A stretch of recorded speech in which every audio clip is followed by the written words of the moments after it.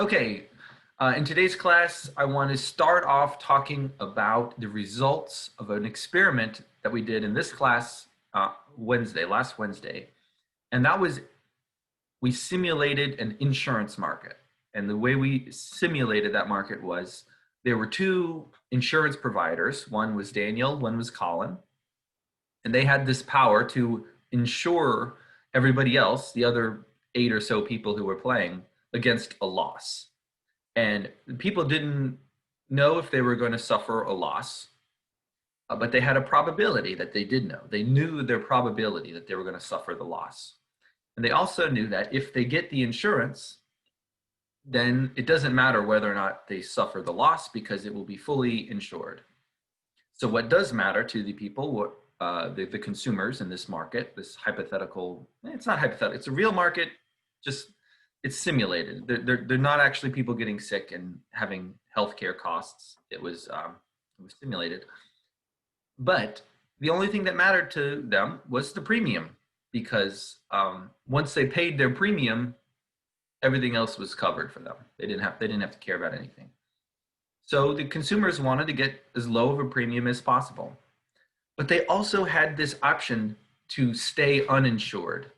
And I think there was an issue in the game, which I explained it. If you go back and watch the video of me, you can hear me talking to the consumers saying that you don't have to get this insurance. You can stay uninsured.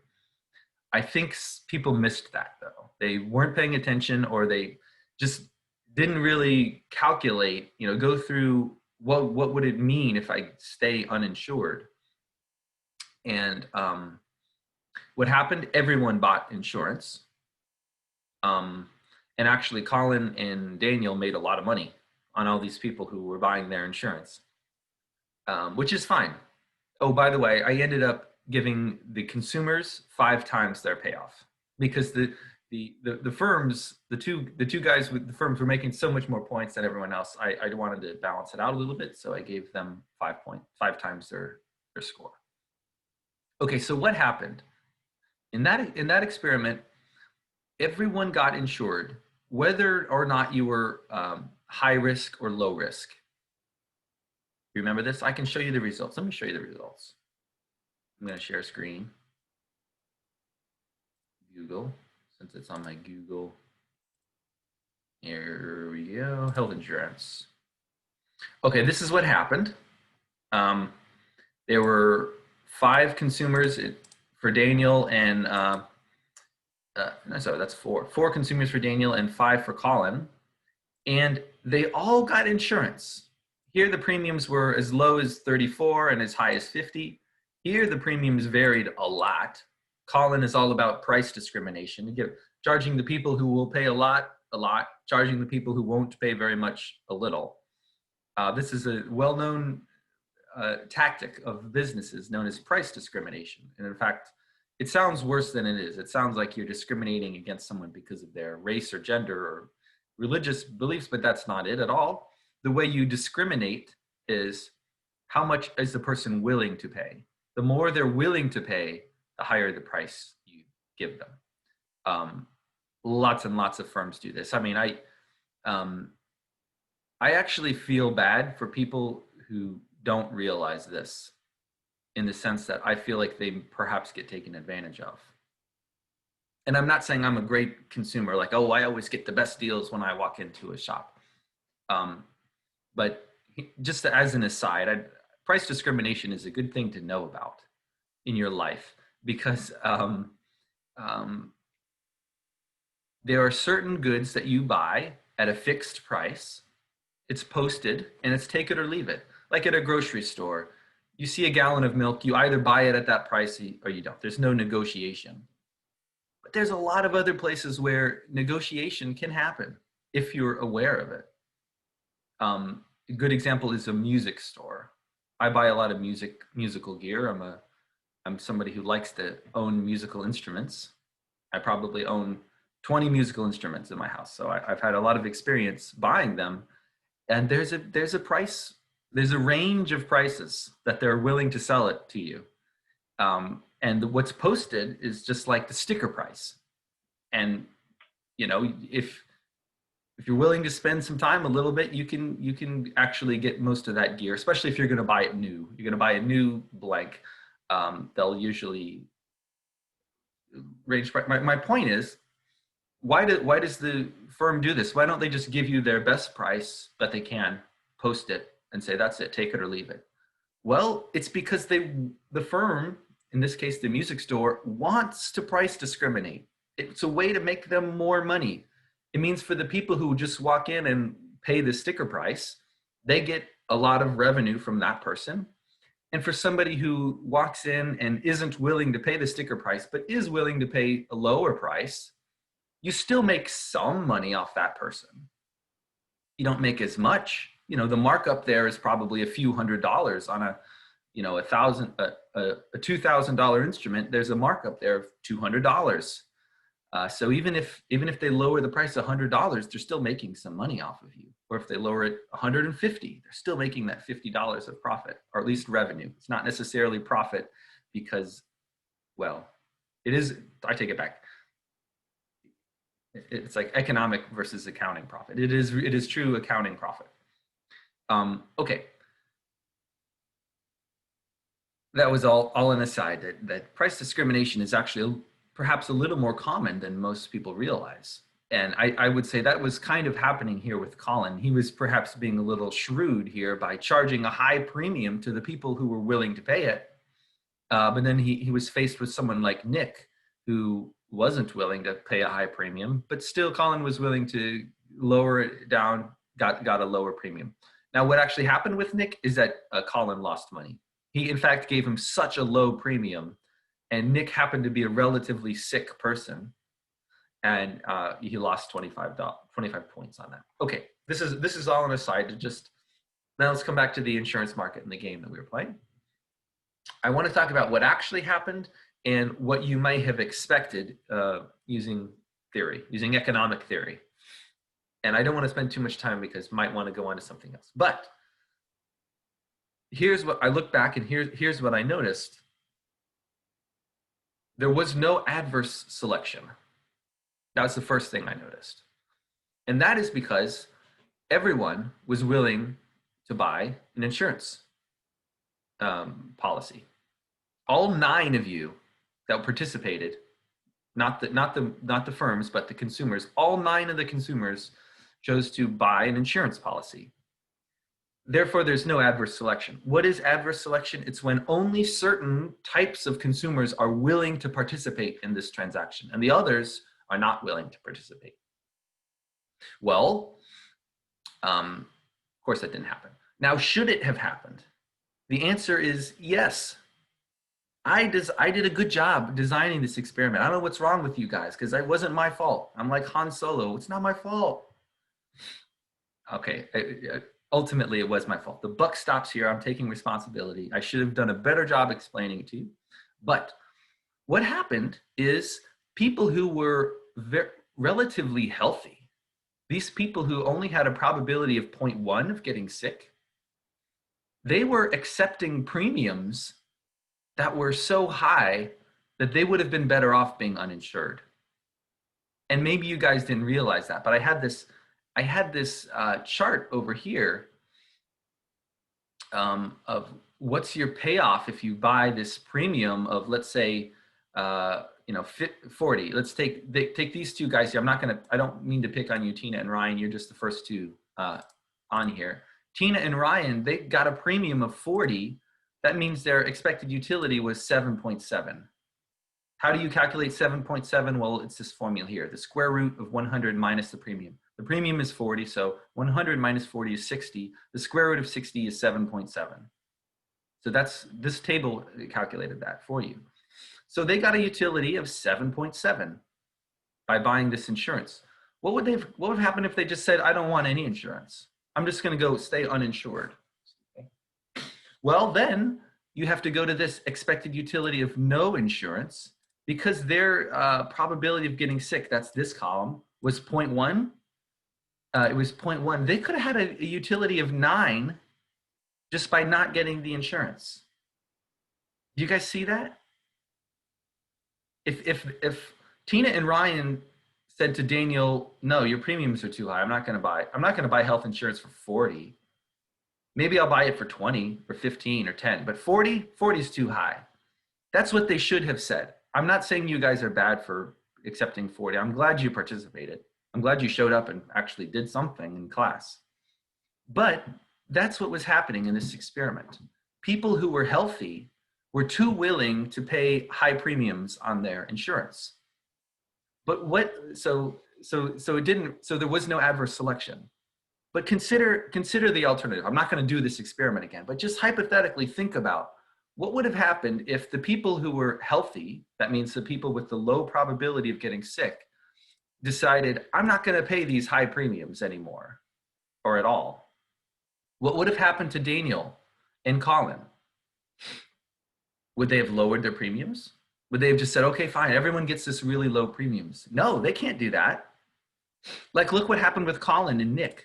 If you start giving sick people a really low premium, you're going to lose a lot of money off of them. This is the problem. This is the whole problem. This is the reason why Obamacare exists. This is the reason why a free market, a totally free market for health insurance is a really bad idea. It's a really bad, I'm sorry, I shouldn't take political stances on anything, but it's this concept of adverse selection that if you don't understand, you're not going to get why there was all of people spend years and years of political turmoil just trying to get some sort of healthcare reform. It's a complicated issue, and adverse selection is what's going to happen if you don't have some kind of intervention in the market. Because what would have happened here is that Daniel and Colin, they can't just lower their premiums all the way down to where the healthy people will accept it, because they'll lose money on the sick people. And what does that mean?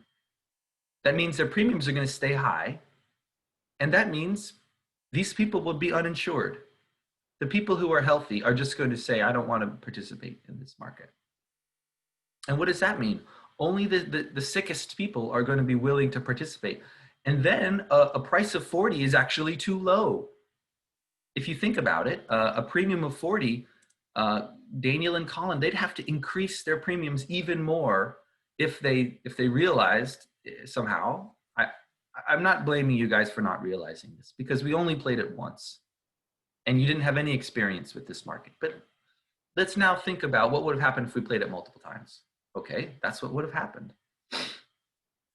I'm wondering if I'm going to have time to do an experiment today. Okay, so let me wrap this up and then we'll decide if we want to do another experiment. But if people had really realized what was happening and were really maximizing their own payoff, the healthy people would not have accepted such high premiums. Colin and Daniel may have found themselves only selling insurance to sick people, and they certainly would have made a lot less money. Okay, and the insurance market would have maybe not totally collapsed, but it certainly would have shrunk. It would have shrunk a lot, and the premiums would keep going up. The premiums keep getting higher and higher because the people you're giving it to are on the average sicker and sicker. And we don't want that. We don't want really high premiums in this country for the simple fact that some people can't afford it. I didn't put that in this market at all, but if you think about the fact that different people have different abilities to afford health insurance, that's another type of selection that is bad. It's bad for the market. Okay. Any questions about this? I think we can be done. You guys want to do another experiment, or is just hearing me talk about an experiment exhausting? What do you guys want to do? I could do a lecture, or we could do an experiment. What do you feel like? Give me some feedback, please. Hello. Robert says I'm fine with either. I'm not sick. I just get these allergies in the morning. Ryan says experiment. Okay. Okay, let's do the experiment. That's two for experiment. Let me explain it to you. I want to talk about common pool resources. Maybe some of you have already studied these. What is a common pool resource? It's a resource which is available to anyone. And it's not unlimited, but it's a resource. What are some examples of common pool resources? Fisheries are perhaps the most common example because there's only, especially in international waters, and in international waters you don't have any fishing rights. You do have some rights within a certain amount of miles of your land. You can stop other countries from coming to fish, but in international waters, anyone can fish it however they want. So that's a common resource they can all take from it. You might think of grazing land, and it used to be, at least in the Wild West, there was land. You had some cattle. You wanted your cattle to graze on it. You just made your cattle go there, and it was grazing. But if it's a common pool resource, that means every rancher who's raising cattle can do that same thing.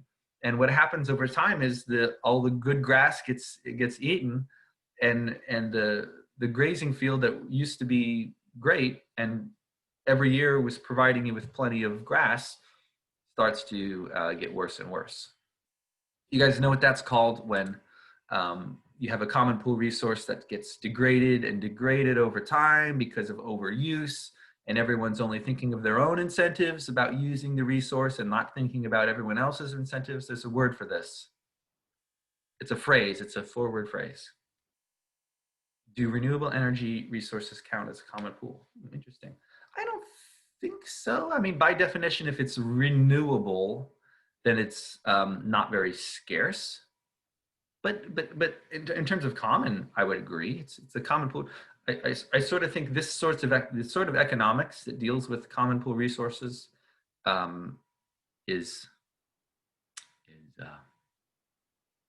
dealing with ones that are scarce. So if it's unlimited, if it's renewable like solar or wind, I don't know. If that's what you meant, I don't think the economics sort of applies. Okay, let me tell you about it. It's called the tragedy of the commons.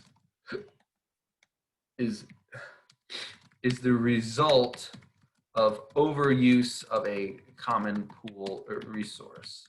The commons in this case is like a place where everyone can go and use. You may have like, if you've ever had a lot of roommates, like 4 roommates, each one has their own bedroom and they keep their bedroom up just fine. But then the common area that everyone uses, they don't bother to clean that and it gets really filthy. There's garbage everywhere. There's, beer stains on the carpet. Who knows? So tragedy of the commons can happen in small groups as well as large ones. Let's do an experiment.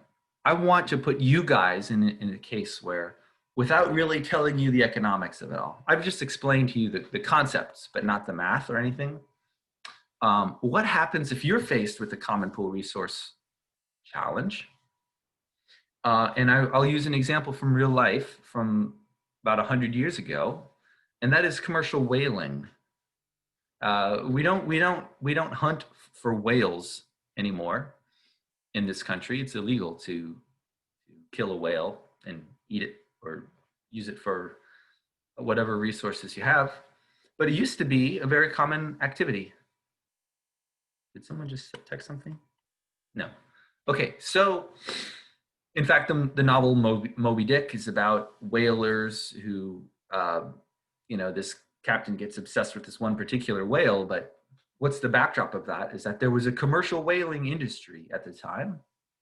You could make a pretty good living living on a boat and capturing whales and then coming back to shore and selling them. But there's international waters there that have only so many whales in them. If each country sends out fleet after fleet of whaling ships and each one catches a whale every once in a while, eventually you're going to run out of whales. They won't be able to exist. You will over deplete the stock of whales. So let's see what happens. Who is willing to be? What I want you guys to do is be a whaler. So let me know if you are willing to participate in this game.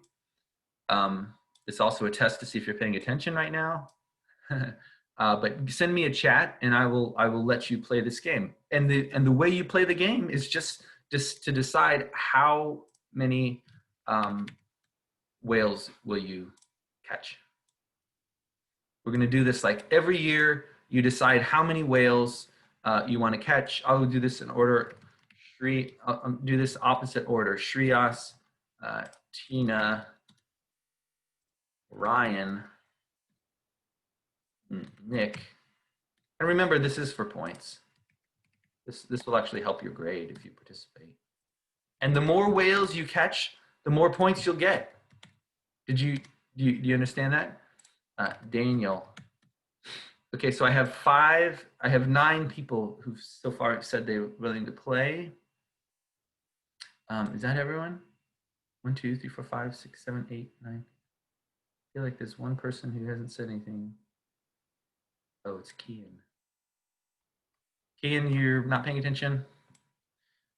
If not, I think we'll just play without you. Okay. Because I don't want to wait and have the game be held up every time we need a decision from someone. Okay, so here's how the game will work. Let's start in the year 18. I think when was Moby Dick? It was in the 1800s. Right? Let's start with the year 1860. And you're going to say, by chatting to me, by sending can you send a private text? You should know how to do that. In Zoom, under chat, you can send it to everyone or just to me. And I would like you to send just to me, not yet. Let me explain the game a little bit more first. How many whales you want to catch. And here's how it works. It has to be a number between 0 and 10. Okay. Whales caught at between 0 and 10. So you can catch up to 10 whales per year, we'll say. And oh, by the way, you're in two different oceans. And the reason I do that is so that one person can't just ruin it for everybody. You can ruin it for one ocean, but you can't ruin it for everybody. So if you think, oh, I know what to do, I'm going to catch 10 whales every year until the end of time, and that way no one can possibly beat me. That would be true if everyone was in the same ocean, but I'm saying that's not true.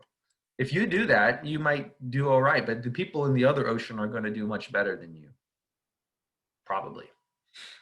Okay, so maybe you can't see. Let me share. I think I need to share my Google's my browser. Here we go. There we go. Okay, so you choose how many whales you catch. What's important is going to be the stock of whales, because the more whales that exist, sorry, I keep getting cats. Well, I haven't told you the game yet, Shreyas. Just hold on a second. So here's the number of whales currently in the Pacific Ocean. We will say 100. The number of whales currently, 100. I should have put that at the top. Okay. And now what's going to happen? Let's say everyone chooses 10 in the Pacific Ocean. Can you see what I'm sharing here with this fall exercises? In 1860, there was 100 whales in the Pacific Ocean. I should put this like higher. Pacific. Okay, and this is, let's say everybody chooses 10 whales. Meet you from the rating room. Sorry, I didn't. How do I? I don't see any participants. Oh, now I see you. Okay. So in 1860, there were 100 whales, and every player caught 10. That means there's only 50 left. So how many will be here? It's equal to the previous year's whales minus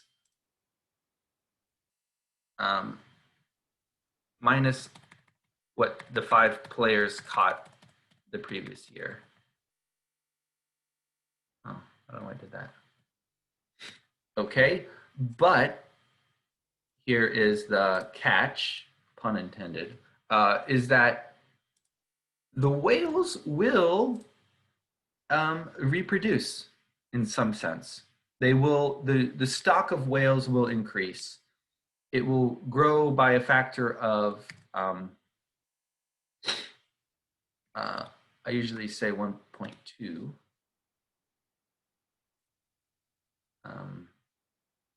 Yeah.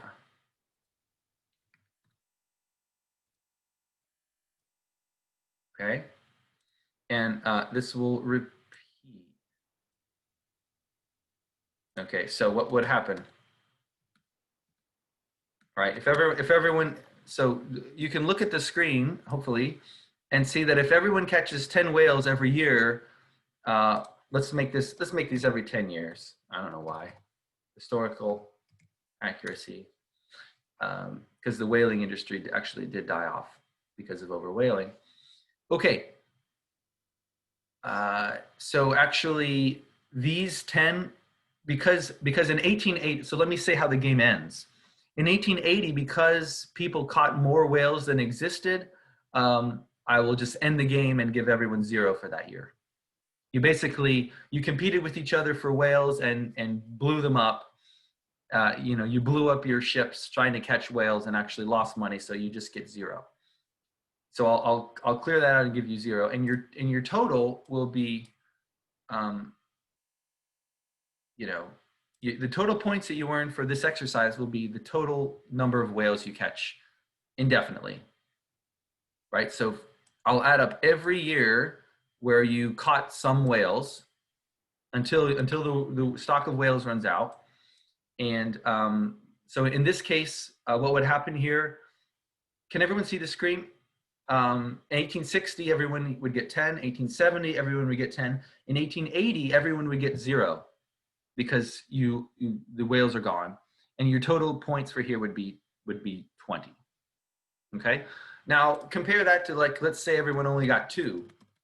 Well, then you're not getting as many whales, but look what happened to the stock of whales. You see what happened? It grew from 100 to 108. Maybe 0.2 isn't a large enough incentive. But look what's happening here. You can get whales. You can harvest, hunt some whales. Still sounds weird. But the population will regrow because it grows by 20% every decade. So these are decades now, not years.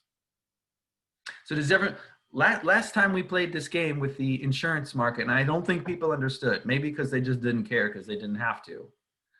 But it's sort of, we lost the key of the insurance market, which was that there should be adverse selection because the healthy people should not want to pay such a high premium. And because you didn't understand that, I think we lost some of the value of the exercise. So I want to make sure people understand this one before we go on.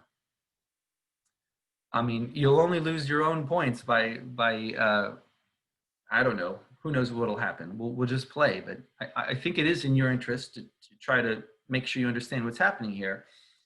Every decade, you have the opportunity to get some whales, but the more you take, the less opportunity those whales have to reproduce and grow. That's what makes this a dynamic problem. You're thinking not just what do I do now, but what should I do for every decade from here on out? If you're a country, don't think of yourself as an individual. Think of yourself as like Japan. Japan was a big player in the whaling industry in the Pacific, and they had to think about. They still do have to think about what kind of what effect they have. So this same thing will happen. If I scroll down here, it'll work. And let me delete this and these. Okay, so this is what happens if nobody gets any whales. Wow, the population of whales grows a lot, doesn't it? Maybe I should put a cap. Oops. Yeah, that looks right. So if we go all the way to 1920 and nobody's caught any whales, the population will get up to 300. I don't think that'll happen. I don't think that'll happen. Maybe I should put max 200. No, I don't care. You know, ecologically, there's a limit to how many whales that can exist, but I'm going to say, forget about it. I doubt that we'll ever get close to that maximum. So do you guys understand what you have to do now? The people in the Pacific, Robert, Tina, Nick, Myra, and Daniel, you guys have to decide how many whales you want to catch. Send it to me privately. It's got to be a number between 0 and 10. I'll write that down here. Let's say Robert does 0, Tina does 0, Nick does 10, Myron does 10, and Daniel does 10. Let's see that happens. That means Nick, Myron, and Daniel would get 10 points for this round. Robert and Tina would get 0, and the number of whales lowered from 100 to 84. And now there's 84 whales for you guys to catch the next decade. You understand how that works? Hello? Do you guys understand? Yes. Robert's question. Everyone look at Robert's question. Are we going to go until we run out? Yes. I'm not telling you where you're stopping. If you go on forever, we'll go until we run out of time. We'll go until the class ends. Okay? So we're not stopping at 1920. We're stopping at 10:50 a.m. November 2nd, 2020. Okay? So the faster we start, the more points you guys can get. Let me just remind you that I am keeping track of points, and here's where you are so far. The leader is Robert with 266. Colin and Daniel have 259. This is how many points you've earned in this class for participating in exercises. And the more points you earn in this class, the higher your grade will be. So you should care. You should start now. Start sending me your whales. Now, the faster you send it in, the more points you will get for this class for today. Okay. By the way, I'm going to wait until I've gotten an answer from everybody. Or I could just stop sharing this. That would be one. And that way I can enter them in. I'm going to stop sharing. Okay. Now you guys can't see my Google spreadsheet, but I can enter your whales amounts. So I will do that right now. I've got Kevin.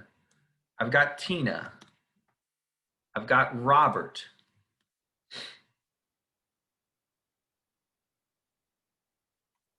Ooh, look what Robert says. I recommend keep it low for more points. Just saying. What if you keep it low and everyone else keeps it high? They get all those points and you get nothing. Also, guys, remember Robert's in first place in the game. He's got more points than the rest of you. I've got Michelle's. I've got Nick's. I'm still waiting on Daniel, Shreyas, Ryan, and J-Dog. Oh, J-Dog is me. Daniel, you weren't paying attention. It's between 0 and 10. I see Ryan's. Daniel, you lose points. Okay, I'm just kidding. Shreyas, did you say anything? Shreyas did say anything. Okay, you have to play with me, and I will choose. I'm going to choose right halfway between 0 and 10. I'm going to choose 5 whales. Okay, so let's see what happened in. This is fun. All I have to do now is share my screen, and you'll see what happened. Share the screen. You see what happened? In the Pacific Ocean, as Nick was as low as 2, Daniel was as high as 10. So the number of whales decreased from 100 to 87.6. How can you have 0.6 of a whale? Can I change this to int? I'm sorry, I want to make them integers. Okay. They will be integers from now on. Same thing here. You can't have a fraction of a whale. That's just weird. Okay. So in the Pacific Ocean, the number of whales went down from 100 to 87, but in the Atlantic Ocean, it only went down from 100 to 90. They're being a little bit more sustainable, in the Atlantic Ocean, but in both oceans, the number of whales went down. Let's do the next year. Private messages, unless you guys have any questions. Remember, you can always unmute yourself and talk. Okay, I'm getting the private messages, so I'm going to stop sharing so that I can enter your whale catches. You guys are whalers.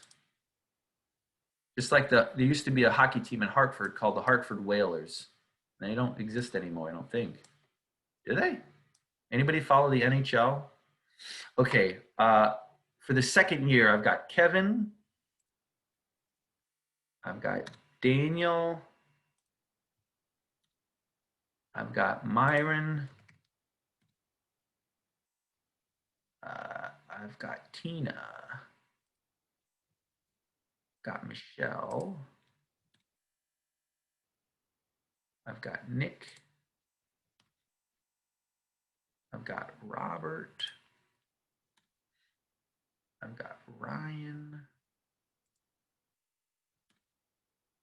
And Shreyas. Shreyas is very excited. He puts exclamation points when he gets, and I'm the last one. What am I going to do? I'm going to up it a little bit. Last time I gave 5. I think I'm going to go 6 this time. Okay, let's see what the results are for that.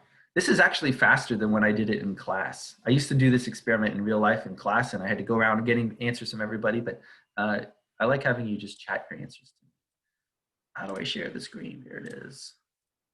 Here's what happened. Can you see? Because I can't, because all this chat is in the way. Okay, in the Pacific Ocean, the number of whales went down again from 87 to 67, but there's still some whales left. Let's see who's doing the best. I want to put your sum up here. You know what would be good is if I could have your totals right here. Totals equals the sum of here till 1920. I don't think we'll get past 1920, just so you guys can start to be jealous of one another. I want to see some more jealousy. No, not really. So I want to see who's in the lead. Right now, Kevin is in the lead. Good job, Kevin. You have 16 points. In last place, Robert with only 7. Robert, you must not be very good at this game because you're just not getting a lot of points. No, I'm just kidding. Throwing away theoretically infinite points. Robert's got a point there. Robert, you may be correct, and you may still be in last place. You can take your good arguments all the way to the bank with 7 points, while Kevin has 16. All right, let's do it. Let's go round 3. You guys understand this game, right? Let's do 1880. In the Pacific, there are 67 whales left. In the Atlantic, there are 73 whales left. Okay, I'm starting to get answers, so I'm going to stop sharing so that I can put them in. This is exciting. I don't know about you guys. I'm on the edge of my seat. Who's gonna end up with the most whales? Which ocean is gonna exist? Are all the whales gonna be dead from one of the oceans? No one knows. Okay. I'm gonna do them in order here. Who do I got? Michelle is first. Michelle has answered. Oops, I need to minimize this. Oh gosh, come on, go faster. The faster I go, the more points you guys can get. Michelle, Kevin. Huh? Oops, did I type something I didn't mean to? Ryan. Oh shoot, I'm not going in order. What's happening?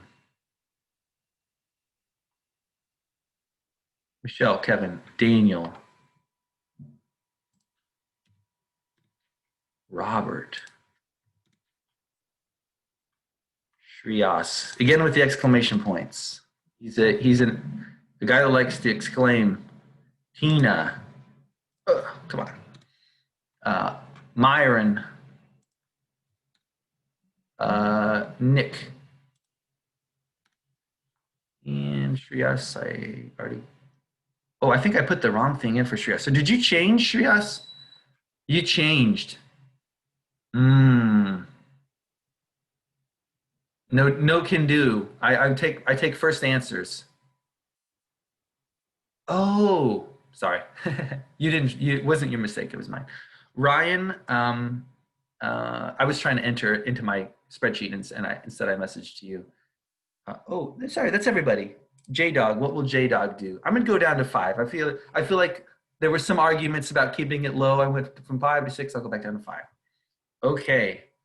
You guys are all dying to know how many whales are left in each of your respective oceans.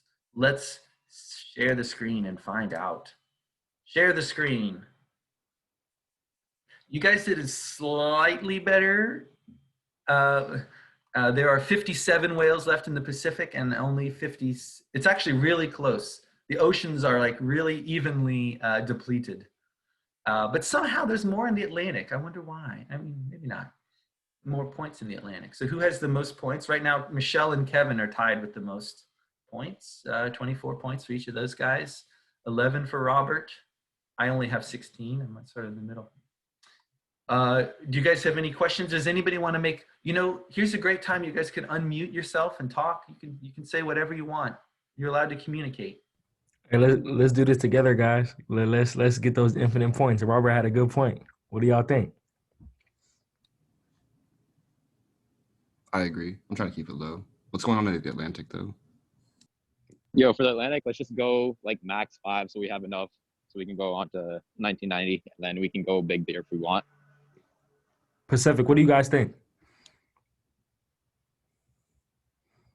Nick, Myron, Tina, Robert. I mean, I know what Robert stands, but everybody else. I mean, I would keep it low, but I mean, like I honestly don't know. So I'm just kind of. Is that good for the Atlantic? Listen, I'm a whaler. I need whales. Yeah. Hey, Myron's holding you back. Self-interest. We got a time issue too. The longer we take, the less the game will continue. All right. I mean, I'm down for collective, reasoning and all that, but if no one else is, I don't know. Man. Professor, I tried. Ryan says, let's go max 6. That's interesting. You're trying to make you're not saying 0. You're saying you do them just maximum at 6.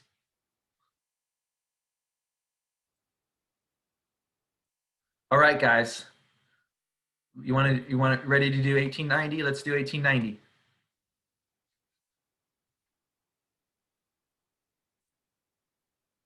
I don't know why these need to be so big. Shrink this a little bit. There you go. All right, I'm getting your answers for 1890. I'm going to stop sharing so that it's recorded privately. What do I have? I keep having to change these. Let's go, Max. Okay, Kevin is the first one to answer.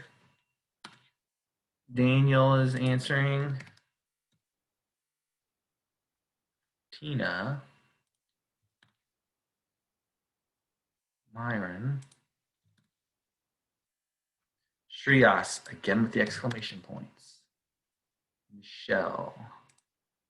It's a good thing I'm not taking you mathematically accurately and saying that's a factorial. Robert. Privately. Ryan. Okay. Do I have Nick's? I have Nick's. Okay. They made some arguments. Somebody said 6 max, so I'm going to say, okay, I'll do 6. Here we go. This is what happened. There are 39 whales left in the Pacific and only 38 in the Atlantic. Okay, I have to say, you are now in danger of fighting with each other and having the ships blow up. So if in 1900, more than 39 whales are attempted, then nobody gets anything. If in the Atlantic, more than 38 whales are attempted, then nobody gets anything, just so you know. And that will be equivalent to like a war, sort of a whaling war, where you guys are fighting to the end to get the last one. Okay, does anyone have something they want to say before we do the 1900? I'm not saying 1900 will be the last one, but it might be. Daniel finessed you. Yes, he did. Daniel now has 25 points. Nah, they weren't. No one was responding. Oh, okay. Nobody would. Professor, you were there. I was asking everybody, and nobody responded. Myron said he didn't know what he wanted to do. I said, all right. I mean, hey, if you guys don't know what you want to do, you got to get yours. You got yours. You got 25 points now. I got mine. I was asking you guys. You guys didn't know. I'm getting jealous at the way that Atlantic are collaborating, and you guys are just sitting there. What am I supposed to do? Yeah, that's what happens. So does anybody have any more comments before before Hey. 1900 whale harvest? If you all say 10, there will be no more whales and you'll get 0. All right, You, Pacific, won't- this is you get all your points from the previous decade, but you won't get any points from this decade if you. all right, Pacific. crash. I'm willing to reason with you guys again. Let's all do 3 and let's keep it like that. 3 or 4, or what do you guys think? I'm willing to collaborate. How about you do 0 and then we can do Oh higher my numbers. god. Punishment. Yeah. Oh, this is punitive. I love Listen, it. Wait. either we all do it Wait. together or For self-interest. Atlantic, we each just have to go 7, so we can all get points for this. All right, Oh, 3 people. You're 3 thinking people. let's end now and get 7. Yeah. What? I mean, Yeah. we're almost at the end right here. Yeah. So. The class is running down. all right. Hey, I'm okay with that. Let's do 7. Let's get our points and call it a night. All right, sounds good. See, Tina. What if that somebody that does wasn't 10? so bad, was it? What if somebody does 10 and then 7? It'd be 35, but plus 3. Ooh, be Well, we all close. agreed on 7, so anything more than that. Okay, so I'm gonna stop sharing so that I can enter this in because I can now see what you're chatting to me privately. Where's my thing? Here it is. I have Myron's. I have Daniel's. I have Robert's. Tina. Nick.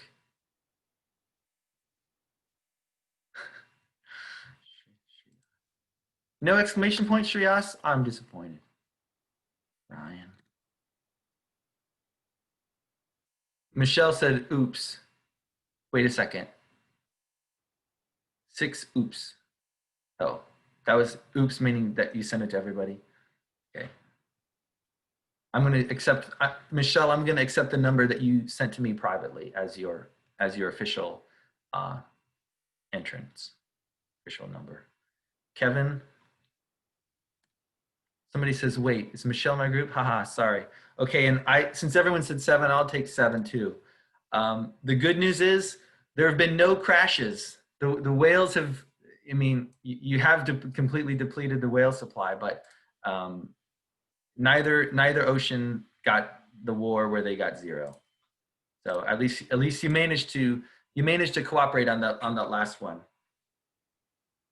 Good job, guys. I knew someone was gonna be slick and just do one more just so they can. Nick, although Nick got 8. He got you. I knew someone was gonna do it. I just didn't know who. Yeah, it was Nick. You should have known it was going to be Nick. So what happened in this game? The winner was, wow, Michelle. No, Kevin. Kevin, wow, Kevin, 40 points, Kevin. What was your secret? I am not a crook. I'll take the last 13.2. You love whales. Yeah, you love them so much you killed them to death in the Atlantic Ocean. No, okay, so this was another game that I always have fun playing this game. You guys did a good job. You paid attention, and I think you were responding to the incentives of the game. So I applaud you for that. Thank you.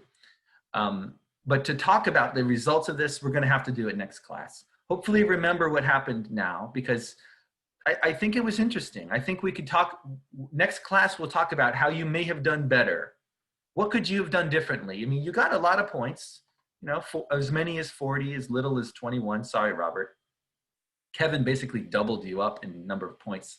But we'll talk next class about what you could have done better, or, you know, and that's the economics. That's where the economics comes in. What kind of policy could be an improvement here? You have points to spare. Do you think you're still in first place? Let's look at the totals. Let's see. Colin isn't going to catch you since he's not here. Daniel may catch you. He was down 7. And did he beat you by more than 7? Daniel, yes. Daniel probably is in first place, but maybe Kevin or one of these other guys. I'll do that now, but you guys don't have to stay for class. You don't have to stay. Thank you. You don't have homework for Wednesday or a quiz Wednesday. We'll probably have a quiz Friday of this week. Okay. You finally did good in one of these. Yes, you did, Michelle. You came in second place.